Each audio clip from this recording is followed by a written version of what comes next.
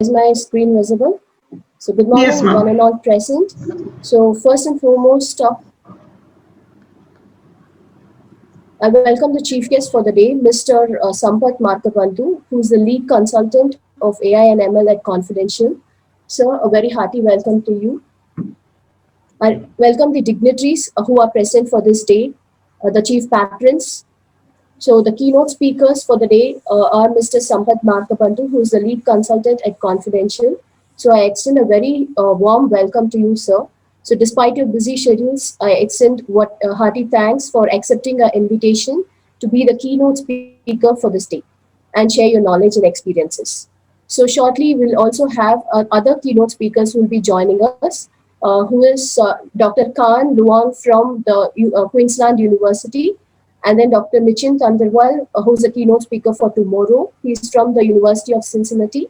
Dr. Ishwar Krishna Iyer from Great Lakes Institute of Management. So it's my privilege to welcome all the keynote speakers for this International Research Conference on IoT, Cloud, and Data Science. It's also my great privilege to welcome the patrons, Dr. Durevelu sir, the Dean of the Vanapalli campus. So he is the most humble person in our campus, the most respectable and responsible leader who is also reliable for conduct of any event. He is a great source of strength for us. So I heartily welcome you, sir. I also welcome our vice principals, Dr. Gomati, who is VP Academics, who is going to felicitate these speakers for the day and felicitate this conference, Dr. Kesavan, VP Research, and Dr. Karthikeyan, Vice Principal of Examinations. So I extend my hearty welcome to all of you present. I also welcome the department heads, various department heads who are there in the conference. So Dr. Rajaraman, Head of Mechanical Department, Dr. Shirley Edward, Head of EC Department, Dr. Prasida, Head of MBA Department, Dr. Rajesh, Math Department HOD, Dr. Jagannathan, Head of Physics Department, Dr. Sabarinathan, Head of Chemistry Department, Ms. Pumati, Head of EFL, and Mr. Sebastian, Head of CDC Department. So I welcome you all for this conference. So I also welcome with great privilege the conference coordinators, Dr. Bhavay Anand and Dr. Durga Devi, who are organizing this event for this day, and my fellow colleagues, my CSE team, so who are behind this show. So all of them are playing a vital role in this event happening today. So I also welcome the session chairs. A few of them have already joined. So I welcome the Dr. Jubilant from St. Kitts Group of Institutions, Kerala, Dr. Victor Sudha from Dr. MJ University. So they are all our session chairs. Dr. Sambasivam from ISBAT University, Uganda, Dr. Geeta from the University of VIT University, Chennai campus, Dr. Pandya Perumal from Kumaraswamy College of Engineering. He has already joined. And Dr. Santosh Kumar, who is from Martins Engineering College, Hyderabad. So it's my privilege to welcome all the session chairs. I thank you very much for giving us your time and consent to be the session chairs for this conference. I also welcome all my faculties of SRM Vadapalli campus and the non-teaching staff, especially the library staff who have supported us day and night in the last 1 week for checking all the papers for the plagiarism and giving us the reports. So I welcome all the faculties and non-teaching staff of SRM IST Vadapalli campus. And last but not the least, I welcome all the delegates for this International Research Conference on IoT, Cloud, and Data Science. Without your enthusiastic participation, I'm sure this conference would have not come to the limelight. So I welcome all the delegates for this conference. And just to share a few words about this conference, this RCICD 2021 is fourth in the series, which means this is the fourth event happening. And why RCICD? We just have a theme for the conference, which will be explained now. So actually, this is the second virtual conference. The moment pandemic started last year, we had to cancel our actual physical conference, which was scheduled in the month of April, and we hosted it online. So that was our first virtual conference, and this is a second virtual conference organized by the CSE department. And the conference theme, it's nothing but IoT, Cloud, and Data Science. The reason of choosing this theme in 2000, way back in 2017, was very simple. We saw the rise in IoT devices, which means like for in this particular slide, you can visualize that Around 6.58 devices are connected to every human being, so which is approximately, when you take the average population of 7.6 billion, around 50 billion devices have been connected all over the world. So this is actually contributing to the use of cloud technology also, which means in the year 2015, you can see IoT is occupying 3% of the cloud storage to store the information generated by the IoT devices. But then in the year 2020, we can see that IoT is occupying 23% of the cloud storage. So this is the upcoming research area ever since 2015 onwards. So we are into this, though the field is very old. When I see very old, it's about a decade or 2 decades old. But still, the momentum of research has gained importance very recently. So we are still following the same conference theme over the past 3 years or 4 years. I'm sure that this conference theme will continue for the next 5 years, because that is going to be the hot area of research. And why again data science? Data science, because it is a combination of artificial intelligence when connected with IoT and cloud technology. Data science contributes to the development of new technologies. Like when I say technology, it's product development. Any research is not complete if it is not commercialized or if it is not made to practical application. So for this matter, we have also used data science as one of the conference theme. So as we see from this, the diagram published by the Google, which says that the number of users across the world is very high in all these trending areas of data science, machine learning, AI, deep learning. So this is the apt theme for the conference. So with this small introduction, we also have the keynote speakers with us who will be setting the stage apt for the conference theme. And of course, the publication partner for this conference is Lecture Notes in Electrical Engineering by Springer, which is indexed in Scopus. So all the accepted papers which has been registered and which will be presented for today and tomorrow will be published in the Lecture Notes in Electrical Engineering. And a few publication statistics, I should say, we have received 205 papers, out of which 120 papers have been accepted and 85 have been rejected. We have first initial stage itself, we have rejected all the review papers because the review papers will not be published as per the Springer LNEE journal proceedings. So for that matter, we have not considered those papers for the publication. And apart from that, we had also considered various other review comments given by our reviewers list. So this is the publication statistics for our conference. And moving forward, a small gist of publication statistics from where all we have received the papers. So we had around 5% of international speakers, and the rest all, the 95% is from India only. So among India, we have the majority contribution from 43% from Tamil Nadu. So this simply shows that though the world is suffering pandemic, we are not stopped with our research. So at this moment, I feel that we will support the medicos, the medical professionals, in bringing out a good solution or in helping the people to recover from the COVID pandemic. Hope will be soon very fine. With this small thought, let us continue our research without any stoppage. And I wish all the conference participants a very good luck and a very good learning experience. All the very best for the conference, successful conduct of the conference. Once again, I welcome all the participants, delegates, dignitaries, patrons, and the chief guest for this day. Thank you. Thank you. Thank you very much, ma'am, for giving this address.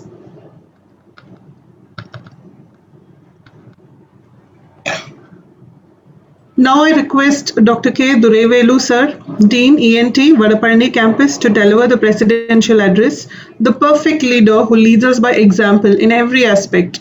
We are very happy to have you here, sir. So kindly take over.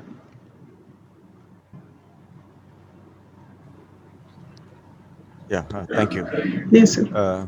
Dignified Chief Guest, Mr. Sambat Markabandhu, my dear colleagues, Professor Gomadi, Professor Prasanna Devi, Professor Kesavan, and Professor Karthikeyan, and other fellow members, the participants from almost many states across the nation, and the delegates, and other members who are present for this conference, my pleasant morning wishes to everyone present here. First of all, I thank the Department of Computer Science Engineering for having chosen such a wonderful topic. As mentioned by Professor Prasanna Devi, this is the topic of the day, emerging field. So this is a wonderful theme for the conference which you are conducting now. Also, I thank Mr. Sambat Margabandhu for spending his valuable time with us today. I should thank the technology also because of though we are facing the pandemic situation, the technology has facilitated us to conduct this international conference. The foreign delegates without much trouble given to them. Though the pandemic has given us a lot of troubles, it has given us opportunities to look at the other possible way of uh, leading our life, normal life, without any much trouble. First of all, uh, I have to, being a mechanical engineer, definitely I don't know much about the cloud and IoT and the other topic of data science. But this topic is talked by everyone. This topic finds a lot of applications in almost all the domains in engineering field. So everyone must be knowing something about these topics. Knowing its importance, the government also started giving more importance to these topics. That is the reason that last year AICT has given permission to all engineering colleges affiliated to AICT to start the new courses only in the 3 domains. So that was a restriction imposed by AICT last year. Because of the importance to be given to these topics, the government also wanted to have more focus on these areas. That may be one of the reasons that the new programs were started only in these 3 domains, that is artificial intelligence, IoT, and data science. Knowing the importance, even our SRM University also started offering the new specializations in IoT, data science, and cloud computing. Even in our Vadapalini campus, we started offering the program with a specialization in these domains from last year. Even in mechanical engineering also, we are offering a specialization in artificial intelligence. So you must be thinking why this artificial intelligence is offered in mechanical engineering. Because it is not the topic of computer science, it is the topic of everyone. It is the topic of the day. It is a topic of the emerging field. That may be the reason that every branches have started using the knowledge of AI, data science, and other important IT-related emerging topics. Let me just throw some light on the IoT. Though my address would be similar to the lecture given to the LKG students to the chief guest, Mr. Sambat Margabandhu, who is a lead consultant in this domain. Being a professor, let me just throw some fundamentals, the importance of this IoT, so that the beginners, the new members can understand about the importance of the IoT, about the theme of this conference. IoT, though it is the brainchild of electronics and communication engineering, it finds a lot of application in almost all the domains.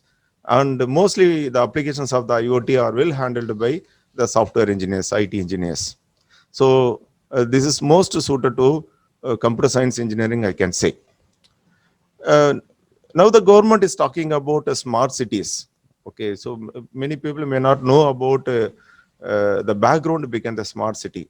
It is nothing but the city in which we can have the automated transportation, smart energy management, smart surveillance, urban security, water distribution, smart parking, smart lighting, etc.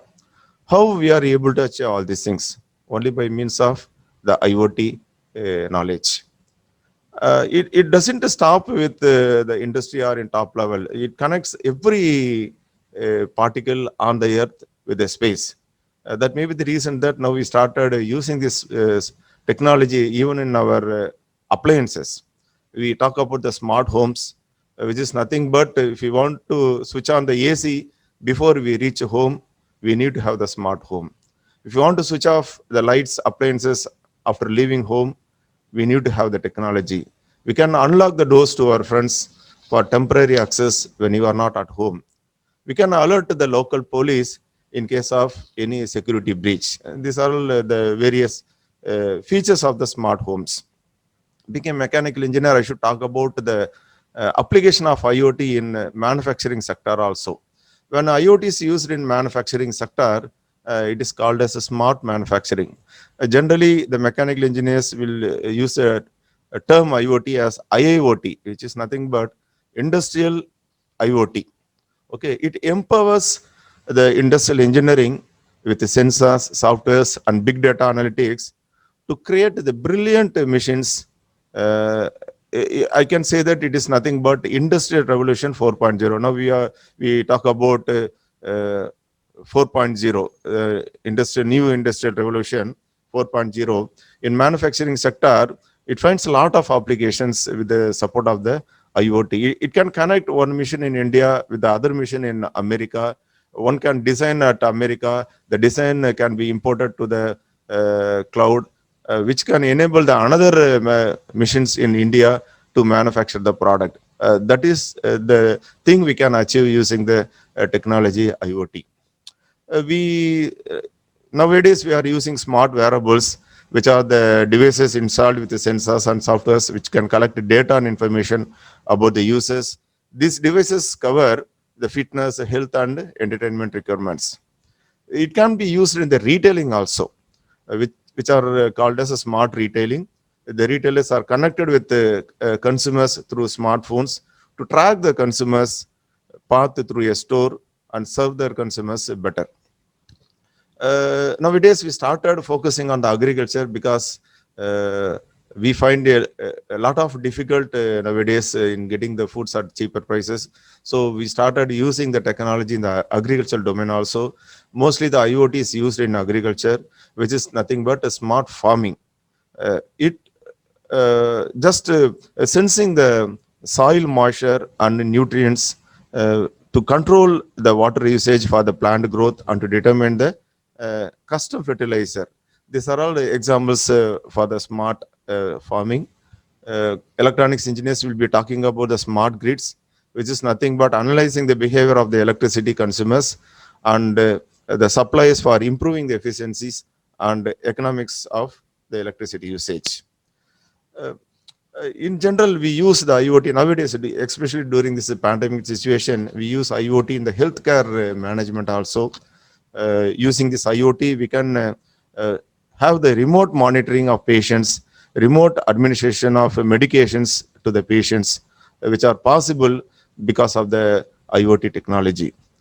Even in industrial engineering, in supply chain management, this IoT finds a lot of importance. If it enables the easy logistics, timely delivery, demand forecasting, etc. You might have heard about connected cars, which are nothing but the cars connected.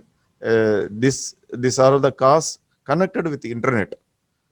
Using the sensors in the cars, it constantly communicate with the mission controls. It sends the data and the status of the components, and thereby able to predict the advance the failure of the components in advance, so that the major accident can be prevented. These are all the major advantages of IoT in various domains. So IoT is not only the topic of the day, it has got a lot of potentials to provide the comfortness to the mankind, to connect the engineering disciplines together. So that is the reason that it is well taken care by the government, by almost all stakeholders of the engineering field. So I hope that this conference will provide a platform to the researchers and the faculty members, the student participants, to share their views in the area of IoT, data science, etc. So hope this international conference will give a lot of information to the participants. I wish this conference is successful. I thank Dr. Prasanna Devi and her team for making this conference, for conducting this conference in a grand manner. I wish them a grand success. Thank you very much. Thank you very much, sir, for that wonderful presidential address. And especially, you had mentioned in a very detailed manner about how IoT can play a great role in your stream, that is mechanical engineering. I think people who were thinking about IoT only from the computer science point of view would have had a change in mind, like as it goes about like in every other field as well. Thank you very much, sir, for that. I now request the never say tired and the very charismatic Dr. C. Gomati, Vice Principal, Academics, Madam, to deliver the felicitation address. Ma'am, we are very happy to have here. I request you to kindly take over, ma'am. Thank you, ma'am. Yes, ma'am.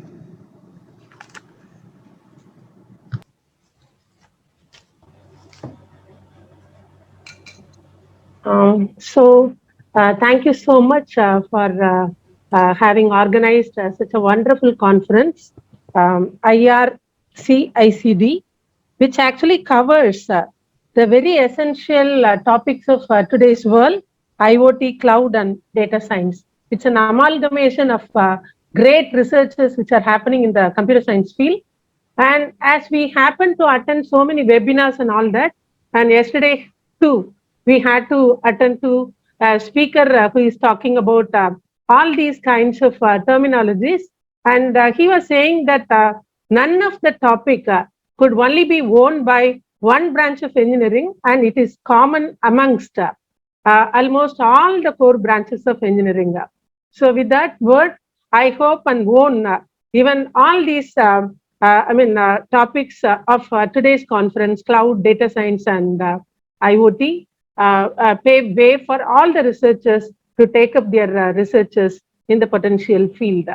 So as such, as we find artificial intelligence as one of the prime research areas of computer science, we find that it is finding its major research innovations in the field of robotics. And as we know very well, in media, it plays a very crucial role. And we also find that in healthcare industry, nowadays, artificial intelligence with its other kind of techniques like machine learning, and then further reformed by deep learning and other techniques and all, they are doing a very great, we are finding very great innovations in the field of health sector. So we find that in the recent innovation, one of the innovation which I learned, that this is also been made use of for the faster drug discovery for the various diseases. And this is actually been called as a particular, by a particular name called DBAR, and been developed by a scientist called Bin Zhang. And it's an amalgamation of 2 different universities, MIT and Harvard. And this is actually meant for calculation of the drug molecules, its binding affinity to the proteins. And by this technique, it is easily possible that you would be able to find out the right drug for a particular disease. And that is all made possible only with the help of such artificial intelligence playing a crucial role in the health sector. And as rightly pointed out by Dean also, it not only in health sector, we find that in robotics, where you find it is a prime area of development as far as artificial intelligence is going on. And plenty of research, as we find, is going on with respect to the robotics field. And as well, it also, the AI-driven tools, as we find, they are also meant for automatic identification of the type of stroke where the clot of blood has actually occurred. And we also can go for such, disease recovery and so on. And in retail marketing and autonomous vehicle and so on and so forth. So many areas of research wherein we can find artificial intelligence and allied topics like machine learning and deep learning have found their roots. And the major areas of the conference, IoT, as Dean also pointed out, we have industrial IoT finding its way in mechanical engineering as well as IoT has been sensors have been used in the particular thing. It also paves way for electronic researchers and cloud computing and big data analytics, the blockchain technology, cyber security, and so on and so forth. And so many topics which are actually been taken up in this conference. And in this juncture, I would like to welcome our chief guest of the day, Mr. Sambat Margabandhu, who has actually joined from South Africa and who also is a lead consultant from the data science mentor from Johannesburg area from South Africa. And this is because of this pandemic, we are able to have such kind of eminent personalities from all over the globe. So let us make use of such an international research conference to meet people, get their kind of, all those researches which are happening in the various parts of the world. And I also happen to understand that the eminent speakers have been called to deliver the keynote addresses, and so many papers have been received all over the nation, as well as some international papers are also being received, and eminent people have been called for the chairing the sessions and so on. And so many delegates all over the world have joined in this conference. I feel that there would have been so much of a background work which would have happened by the team of people from the computer science. And I wish the conference a grand success. And I also welcome all the delegates to this conference. Thank you so much. Thank you so much, ma'am, for your wonderful felicitation address. In fact, you threw light into the very recent developments happening in the theme of the conference, especially in the healthcare, which is the need of the moment. Thank you very much, ma'am, for that. Now, I would like to release the souvenir book of abstracts of the virtual research conference on IoT, Cloud and Data Science 2021 to be released right now.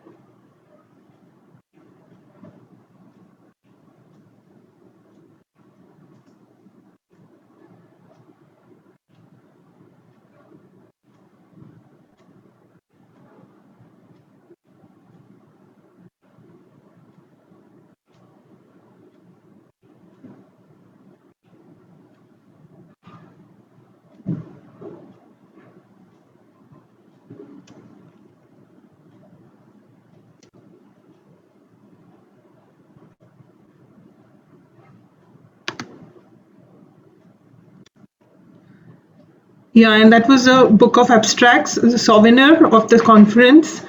Now, I would like to call Dr. M. Durga Devi, Assistant Professor, Department of Computer Science and Engineering, also the organizing secretary for the conference, to introduce our chief guest, Mr. Sambat Margabandhu, to the audience. Durga, ma'am? Yes, ma'am.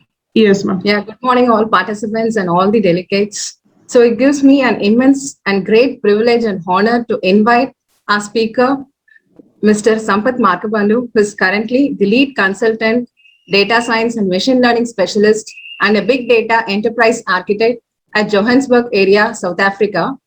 Mr. Sambat has 31 plus years of experience in IT industry and 17 plus years of experience in data warehousing, big data, data science, machine learning, and visualization. He is also specialized in various domains like cash management and logistics, banking, insurance, telecom, retail, manufacturing, media, hospitality, pharma, and much more in health sciences. He has played many roles in building large enterprise applications in data space as a data scientist, as a chief architect, and also as a principal consultant. Mr. Sambat has carried out large transformation projects, including assessment, architecture, big data, machine learning business transformation projects. And as a principal architect, he has architected many and he has implemented many solutions and applications for the Sydney Olympics in 2000 and also for the Para-Olympics in 2000. Now, I invite Mr. Sampath Markabandhu to deliver the inaugural address. Please, sir, kindly deliver the inaugural address for today's session. Yeah, thanks a lot, ma'am. Thanks everyone. Good morning to one and all. So what I would like to do is I'll basically like to present the current trends in the data science area to the team, to this group. So what we have been seeing is there's a huge trend in terms of shifting from what we have currently and what is being presented and what is being used in the industry. So the industry basically looks at it from a slightly different way, where they want to, for example, take different areas. They want to serve the customers in a better way, big way, understand the customers, understand the sentiments, understand what exactly the customer is looking for, what exactly I can provide through recommender systems. So we have a lot of applications and efforts which have gone into this to basically make it a broader one. So the questions which were, in fact, I normally present my put my slides in a way where my customer questions me, like for example, why data science and what does it bring to the table. So this, if I go and sit in front of a customer, so the first question is like, why should I even talk to you? What exactly is the expectation from from your end? And what is data science? Why should I basically have this implemented as part of it? For example, so the domain of data science brings its variety of scientific tools, process algorithms, which we all know. And it basically extracts a lot of data, structured, unstructured, semi-structured data, and provides meaningful insights to the customer where the customers can take actions and decisions on it. For example, there are airlines which basically takes decisions based on the information which is being provided in the internet. If for example, I can give you some examples where if the flight gets delayed, the airline industry tends to lose at least 2 to 3% of their customers. Because of that, they really want to take action. So as soon as they get the information, Dr. Duraivellu talked about IoT. So these information basically comes through IoT. It hits a system, so it basically picks up the information in real time, and from big data, it basically goes into analytics side and looks at it in terms of what are all the predictions, and then what can be passed back to the customers or the users, and then how they can basically take it forward. So this is how the information basically flows from the generation of the information to the utilization and to the prediction to the action part of it. So this is how it's being done in the industry. So I'm talking from an industry perspective. And what are the meaningful patterns? Like for example, what do we mean by meaningful patterns is currently the usage is so high that the data is basically used by everyone in a quintillion bytes is being used on a daily basis. And nearly 1.7 MB of data. This is primarily from the industry information which has been picked up from the industry. And 1.7 MB of data is created every second, I'm talking about. And the wide roles of data science is derived from the massive data loads. The data basically comes in and then picks up, systems picks up the information and then pass it on to the analytics part. Analytics basically runs all the algorithms on top of it and then provides insights, decision-making systems, and which basically provides right decisions, and it also provides and predicts insights to the respective team so that they can take immediate action on this. For example, how do we basically represent this? For example, I've got two graphs. One is primarily on the, if we have this ECG kind of graph, only certain people can understand, right, what exactly this graph is all about. So, but if you have in the bottom one, I've basically given one of my project. I just requested my customer to allow me to basically present it, so that it. So I got the approval from them. What exactly I'm trying to represent is the representation of data, right, in a right way from a data science perspective. Always gives complete insight in terms of what exactly the customer is looking for and what decisions can be taken by the customer. For example, if you look at it, highlighting a particular space would also give you a lot of insights in terms of what exactly the customers are, who are my clients, what exactly is happening, what sort of a decision I need to take, and what sort of a prediction I can derive out of it. Right, those are the information which we normally provide from a data science perspective. by applying algorithms on top of it, taking the data, massaging the data, and be it an IoT data or be it a real-time information which basically comes from banking or any other sector. We basically take it and then we understand the problem. That's the first activity we normally do, and then come out with innovative solutions. These solutions need to be in line with the customer or the customer's business. Otherwise it basically goes down on the drain and they'll not be able to use it. These solutions offers bring a lot of information, and it also helps us to basically bring the trends to the business, right? That's what we are talking about. Then agility they require. So what sort of an agility they currently require, and then what sort of a decision making power we basically bring this along with the data, representation, right, and the predictions, and which we provide either through machine learning or AI or deep learning or reinforcement learning. So which provides advancements to business, understanding their customers. This is the major objective of any of these data science activities which we carry out on the customer side. They always look at it and think, what is, so what? That's the first question they ask. And what do you bring to the table? If I basically invest on this, what is my ROI, right? Where do I spend and what is it I need to spend, right? The clear focus of ROI is always put on the table. And we normally look at it from a slightly different perspective in terms of what sort of technology we apply, and then how do we basically provide this information, taking the data, whatever they have, and provide deeper insights to the data. For example, the current trend basically starts with the graphic analytics, right? So we have been going through a lot of changes in this industry expectations and requirements. So the graphic analytics is one of the key a game changer, which I could talk about, where they are basically looking at how the data is flowing in all, because data is flowing in all directions. It becomes very hard to analyze it at times. So the graph primarily provides a clear focus in terms of how the problems can be solved by these powerful tools. For example, on the right hand side, you can see a representation on the top, right? I basically created this 3-4 years back with using Neo4j. And this Neo4j basically is a graph database, which we used it extensively to provide a complete end-to-end solution to the customer in terms of what exactly is happening on the big data side, and how this data is transformed and taken to the other side. So when I talk about graph analytics, this has in-depth analysis, and it has a capability to basically go deeper into the subject, understand the data, understand the flow, understand what we call it as the object lineage and the data lineage. It understands the data lineage, the object lineage, and it provides you an end-to-end coverage in terms of what exactly this is, where exactly this data resides, which customer is basically getting affected, or who are the customers who are likely to get affected, and then what action I need to take. Whether do I need to change a pricing model because of the pandemic situation out there, or do I need to change anything because the business trends are changing. So those kind of insights is primarily being provided by one of this tool, which is graph analytics tool. And this is one area where it is really growing. In fact, for example, filtering out bots is one area where we are looking at. Fraud analytics is a huge area. In fact, I can recall my experience in FIP and FCP, which is FIP is nothing but financial information platform and financial crime platform. These are primarily used for any crime related or banking crime related activities, right?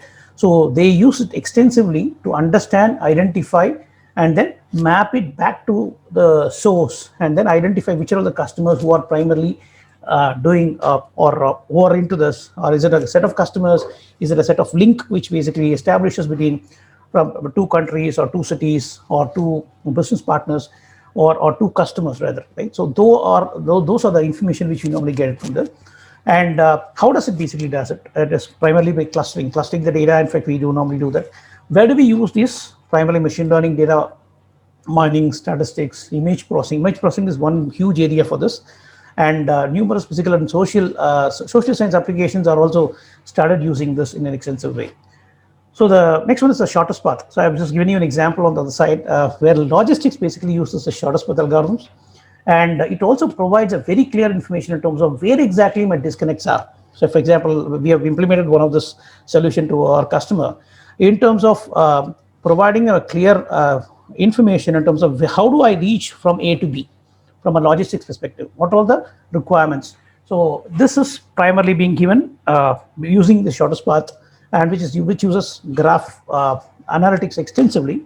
And again, the page rank is also one where we use recommender systems. Recommender systems uses it in a big way, where it understands the customer behavioral patterns, the buying patterns, and it starts sending information back to the customer. Even for example, using the internet search or mobile search, all these information are gathered by the respective service providers. They do analysis on that, and they provide information push that information into the analytics platform. Analytics platform starts identifying those areas and start pushing it into the recommender system. Then the recommender system basically publishes it.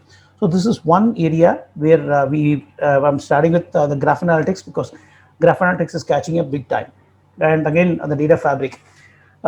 Primarily, this is from a perspective of on-prem and cloud. So we've been hearing this on-prem and cloud, and there are companies like, for example, NetApp. I can talk about NetApp because we've done a big data implementation for them. And NetApp is one area, one company which basically does it, and there are other companies also who basically does it, providing a what do you call a commercial or a hardware system which can help them out in terms of taking the data from on and off premises, and then provide, or even hybrid kind of an activity where they can provide it in a seamless way, so that the user or the business doesn't fail or doesn't have to basically face the pain points.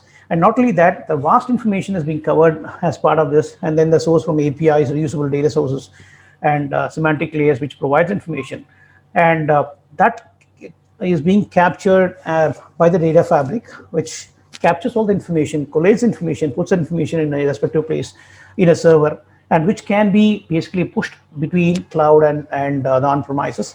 It could be a hybrid kind of a cloud, so that the information is readily available for analytics part, readily available for big data analytics or big data analysis, or any specific area like marketing, sales, or anybody who wants to take decisions. All these information is available. So data fabric is the next step of the change in the trend, which is basically going in a big way. Some of them are really looking into the data fabric part of it. Most of we normally recommend the customers to go in for a hybrid kind of a structure, so that they don't have to invest a lot of money on the on-premises data centers. So this is one area where we are recommending our customers to move on to. And the next one is unparalleled access to the process. They don't have to worry about whether I need to I'm sitting on one server or the server, whether the server has a capability and do it. But still, it's spread across, so it distributes it in a much better way, and share the data as and when it is needed. And this is primarily used heavily by the data science part of it, business intelligence part, and heavily used by the data science, looking at what data I have, and how do I basically bring all these things in, is it real time, or if I need to do some sort of a prediction, or you have to use it in the AI part of it, how do I basically use this and push that information back to my business. So this is next wave, which is coming big time, and it has already started. And some of major customers like Novartis, or take any bank in UK or Australia or in US, they have their own cloud services, private cloud services, and they also have their on-premises, so that they basically share that and share the data between on-prem and cloud. The next one is primarily, I've just put in two here in this case, because the data privacy is primarily a major activity which people are looking into. Right, when it comes to a big data side, or when it comes to a critical data, which is primarily being used only by certain set of people, right? Because you have all the restrictions in terms of the licenses, or the data which is pertaining to a particular employee or employees, which cannot be shared with anyone outside, or cannot be accessed by a set of people, and it has to be have access by only a set of people. So there, your data privacy comes into picture, and this data privacy basically works on the data science as well, right? Because when we do this analysis, for example, currently we are working on a risk analysis analytics part. So I cannot share this information to anyone except a set of people who basically understands risk, who handles the risk part of it. So there, we normally use something called as a tokenization, which is a broader aspect, which I can explain, which it takes a bit of time for me to explain. But what it basically does is, it provides a clear token to the respective users who can really use those, and then who can really access those data. So the token will be sent to the server. It basically looks at the user, whether the user can have access to it. Otherwise, it rejects it. The user will not be able to see the data. So this is primarily used in large banks or very critical systems, and it is also being used heavily by AI and ML. And the next one is the augmented analytics, which is catching up here big time. And majority of the customers, right, majority of the providers are IBMs of the world, SAP, Oracle, Informatica. So you name it, now you'll basically find people who are really jumping into it. And they are also bringing in this new concept of AutoML. So AutoML is one, auto machine learning is one area which is really catching up big time, where they are expecting people who doesn't have statistics experience, who can really go and who understands the data from, for suppose you have subject matter experts in a particular industry, and then they really want to try out. So what they are coming out with is a concept of an AutoML, where they load the data, they basically provide clear information in terms of what is required, and then that basically drives. So this is augmented analytics is one area which is really catching up, and this is one more focus area for this. And what we have seen in this industry is, I've just given you two examples. I'll explain you why. Python is when we talk about Python, or when we talk about any specific coding language or any specific language to any of our customers, they will always asking that why you are basically pushing it across. So what exactly this particular language does. So Python is basically the next wave, or it's already there in the industry, but there's a big wave which is coming in. And what we see as from a data science perspective, or from AI, ML, AI, or deep learning or reinforcement learning, we use Python as the base language for development. So where we have basically used you name it as name TensorFlow or Keras or MLlib. So we use it heavily. For example, I can have given you the two examples. One is without Python code, how do I basically do? I've just done it using another tool called Alteryx, and this particular tool provides fantastic facility and feature, and which can really drive things in a much better way. But what is so complex about it is, if I don't use my Python libraries or Python code, then it basically takes a longer hop for me to run it, right? And have to basically put each and every step to it and do it. But in the other case, if you look at it from on the bottom, where I basically use Python libraries and pandas libraries. So it basically helped me out with a 15-line code. I have basically done the entire activity, and it basically runs faster. It is 5 or 6 times faster than what I normally do for using the traditional one. So these are the changing trends. I'm talking about an emerging trend and a changing trend. The trends are there already there, but the changing trend is coming in a big way, where the languages, the libraries, the popular libraries which we use, what are the popular libraries which we really want to use, and then there are advancements which are coming in on a daily basis. We normally go through those libraries on a daily basis or a frequent basis to update ourselves to see whether there's any change which has been done in those libraries, where I can just take it and plug it into my system, right? And probably from a conventional analytics perspective, so what we see here is NLP, right? NLP is one area where we really see a lot of focus on this, because NLP, we have been focusing on this for quite some time, but now it has basically gained phenomenal requirements and phenomenal advantage of using NLP, and then people have basically started sensing it, started using it, and they have gained a lot of advantage of using NLP. For example, in the chatbot, many of the banks, insurance companies, take for example all banks, insurance companies, so telecom companies, they use chatbots in a big way. So then they take the data, they convert that voice into text, and then they use it and they push it to our machine learning part to analyze because this is where your unstructured structure comes into picture. And then we apply the right algorithms on top of it to see whether it's a repeated one, or whether we have the customers, which customer, where exactly, and from which zone they are talking about. Is there a similar, is there a pattern in which it is coming?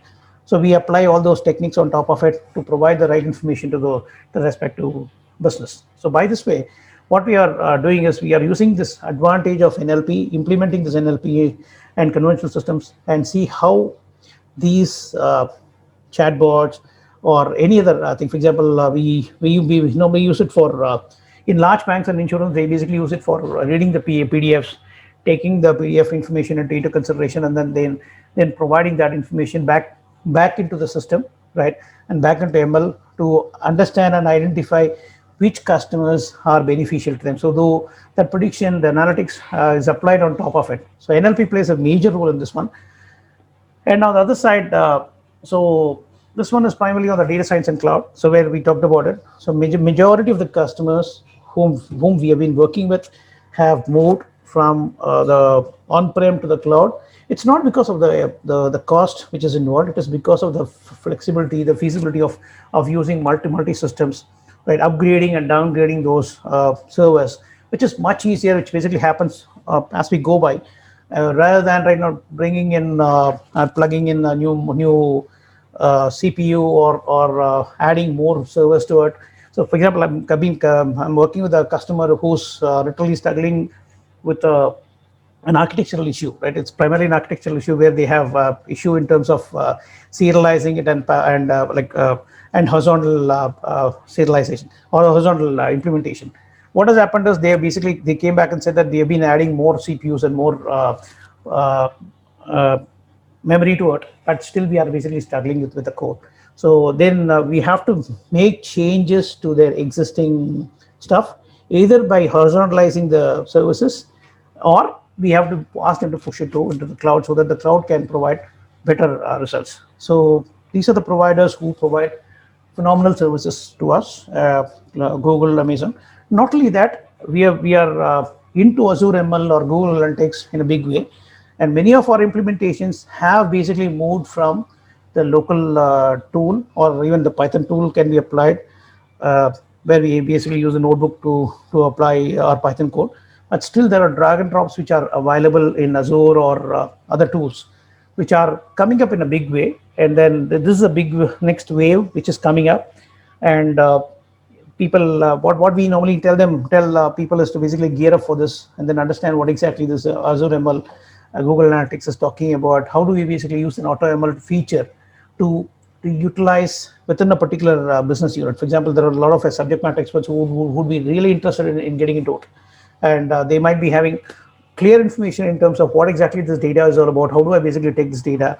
How do I convert this data into a meaningful one where I can go and present it to my business or to my to the respective other teams? So they are primarily looking at AutoML as a tool, but we are still pushing them to basically look at Azure ML and Google Analytics or IBMs of the world to see what exactly is feasible, how they can utilize those from a cloud perspective. And the next one is where else do we have this data science used, right? How well it's being established. So this is primarily from my experience, what I really want to talk about. I'm currently working in a cash management and logistics side of it, where we use, as Dr. Durevelu and other speakers said, we are using IoT in a big way here, right? The logistics part, where when the vehicle leaves the company, then it basically gets tracked. On every 2 minutes, they track it, and then that information basically is being sent to the central server, and we take the data on a daily basis. So now we have basically done it on a daily basis, but we want to do real time. We are taking it on a daily basis, understand where the vehicle is, and how the vehicle is traveling, and what exactly at what speed, whether they have frequent brakings or speeding, over speeding. Those information are also being captured. And not only that, the path in which they are traveling, or is it in a defined path or is it in a slightly a different way? So that also gives a lot of insights to the business in terms of whether we have put in the right employee for the right delivery, right? Because all these things are carrying cash, right? So that is primarily the key activity for the customer to basically look at. That's why I said risk analytics is playing a major role here. And then looking at each and every activity of that particular vehicle. So we've in every 2 minutes, and then looking at what are the robbery spots in the particular location, and whether this vehicle is basically going anywhere closer to the robbery spot. And so that basically brings a lot of insights to the business in terms of finalizing the plans, looking at the plan, whether they are basically pushing the right plan on a daily basis for these vehicles to carry cash and then deliver it and then picking up the cash from there. So this is how we normally implement this decision systems or data science, and help the customer to take decisions by looking at the data, predicting as to what exactly has happened in the past and what are all the things they are they can do, right, in terms of this. And then where and moreover, we have other issues, like for example, if somebody is basically using a jammer in between. So if they use a jammer, the connections, the data may not go from the vehicle to the to the respective centers. So during that time, so anything can happen. So when they lose the connection, the information immediately comes to the center, and it basically hits the system. So we capture that information as part of our prediction, and we propagate all the information, respective information, to the respective people, so that they can take action on that. So either security vehicle can be sent, or a nearest police station can be called, so they take action on based on that. And we also provide this information. Why we are basically doing it is primarily we are taking it, and then we are trying to predict in terms of how many times it has happened in the past, whether it is likely to happen, is it a pattern in which it is happening, right? So it's more of a pattern analysis. We do that. And not only that, we also use it for financial things, like for example, profitability, whether the customers are profitable really. And because I might have a customer who might have multiple clients, and we need to look at whether these customers are profitable, right? Whether profitable in the sense, like a customer might be profitable because he might have 50 clients, but if we are serving all these 50 clients, are these clients provide adequate revenue for us for the services which we are providing? So that information is also being done using a data science part. This is a big this is a big industry right now, because data science plays a major role in each and every industry. For example, healthcare is one area which I can talk about, where we have done phenomenal information, because when somebody talked about IoT instruments, we are using IoT instruments, and we are basically which is used in belts, and which sends information about their temperature, about the blood pressure, and to the central system, so that people can take decisions. So this is how all these are being gelled. And from a logistics perspective, we are also implementing an AI solution, which is primarily looking at the vehicle in terms of like capturing the information, and then on a periodic basis in terms of which road they're going, what exactly the speed they're going. That information will be sent back to the system, so that it basically works in the way. So from a healthcare perspective, so we have also looked at various modern equipments which are being used, capturing the information on a periodic basis, or on a regular basis, analyze it, right, and apply proper techniques, like proper algorithms on top of it to predict on what disease, what exactly this is all about, how frequently these customers are visiting, and is there a likely chance of the customer visiting the same location or a different location, what sort of medicines they've been using, how frequently they've been using, and is there a a symptom of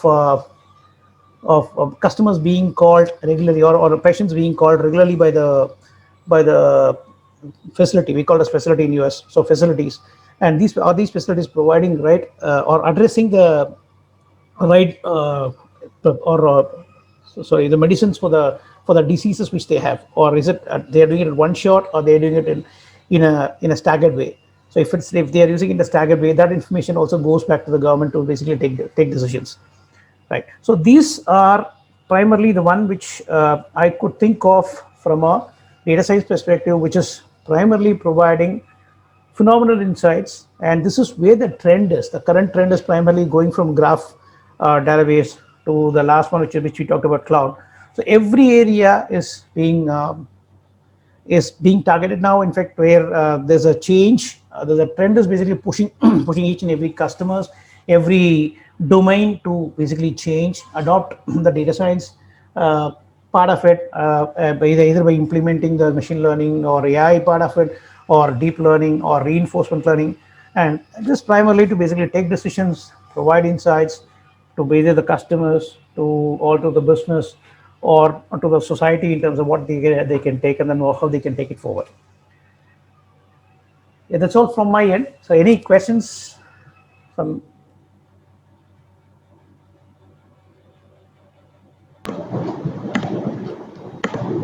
So participants who have questions can raise your hands.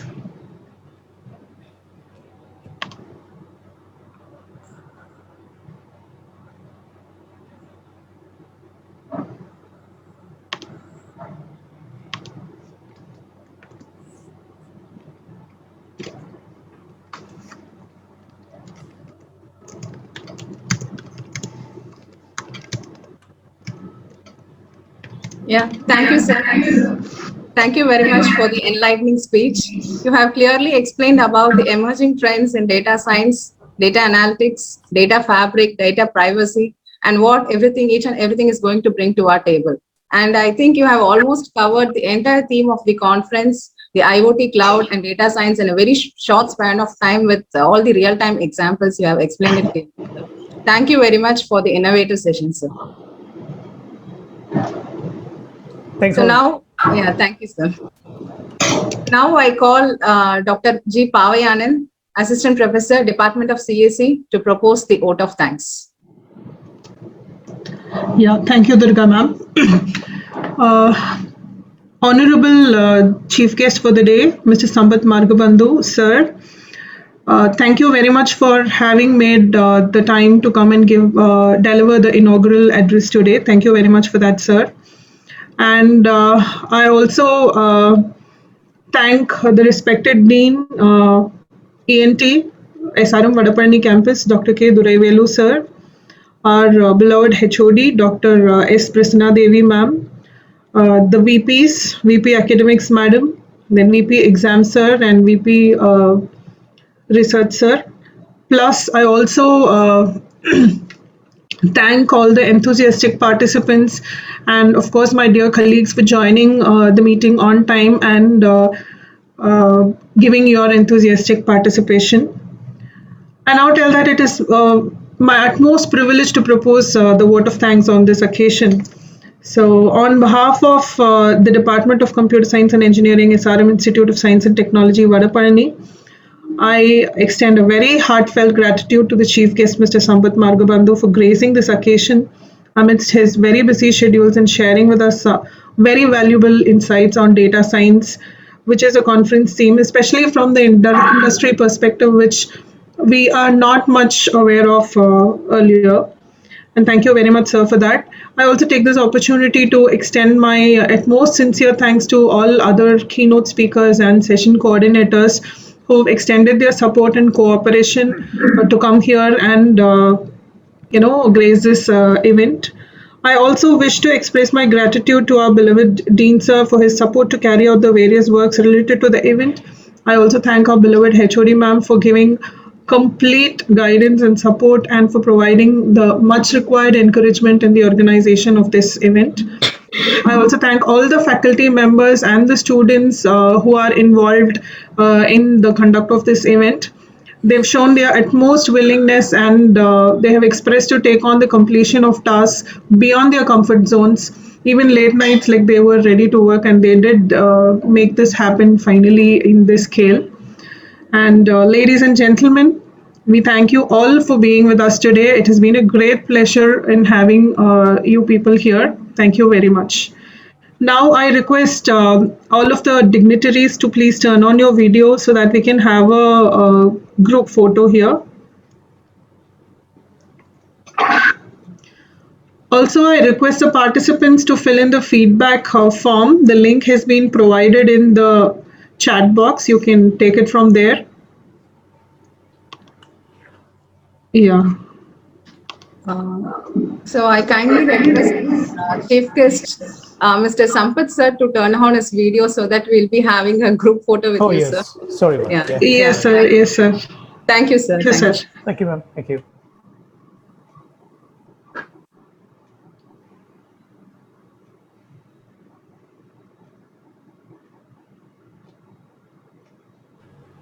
Ma'am, can I log off now? Because I have a meeting in the next 10 minutes. Yes, sir. Just a photo, sir.